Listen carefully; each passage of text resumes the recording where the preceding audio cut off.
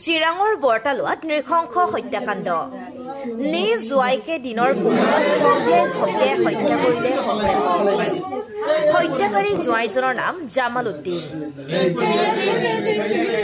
চিৰাং জিলাৰ কাজলগাঁও থানাৰ অন্তৰ্গত বৰতালোৱাৰ আশ্ৰাফ আলীৰ দ্বিতীয় জোৱাই বঙাইগাঁও জিলাৰ ভাণ্ডাৰা গাঁৱৰ জামাল উদ্দিনৰ লগত প্ৰায় 4 বছৰ পূৰ্বে নিজৰ জীয়ৰী বিয়া দিছিল।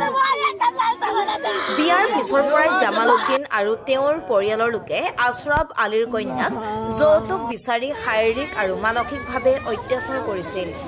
অত্যাচাৰ সহিব নোৱাৰি পিতৃগৃহত ঘূৰি আহিছিল জীয়ৰী। এমাহৰ পৰা পিতৃগৃহত থকা পত্নীসহ শহুৰেকক বিভিন্ন ভাবুকি দিছিল জোৱাইক জামাল উদ্দিনে।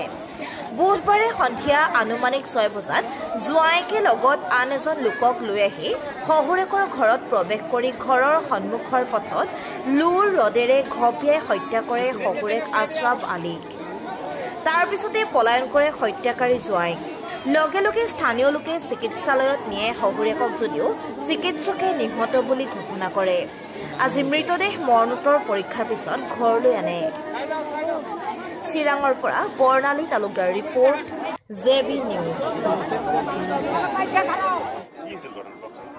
ঘটনাটো হৈছে মানে যোৱা 4 বছৰ আগত ভাণ্ডাৰা নিবাসী জামাল উদ্দিনৰ লগত এই যে আশ্ৰাফ আলীৰ যে কন্যা তাৰ বিবাহত আবদ্ধ হৈছিল।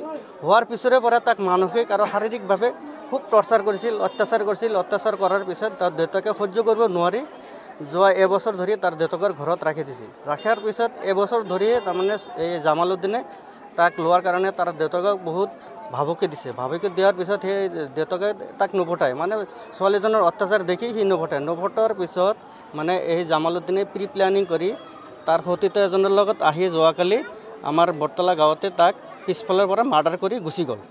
তে আমাৰ ৰাইজৰ দাবী যে অতি সোনকালে দোষী কৰায়ত্ব কৰি ফাঁচি দিব লাগে। জামাল উদ্দিনৰ লগত আৰু এজন সতীৰ্থ আহিছিল। এইটো কিবা পিছফালে ৰডৰে মূৰত মাৰিছিল। ৰাইজে আমাৰ ফাঁচি লাগে।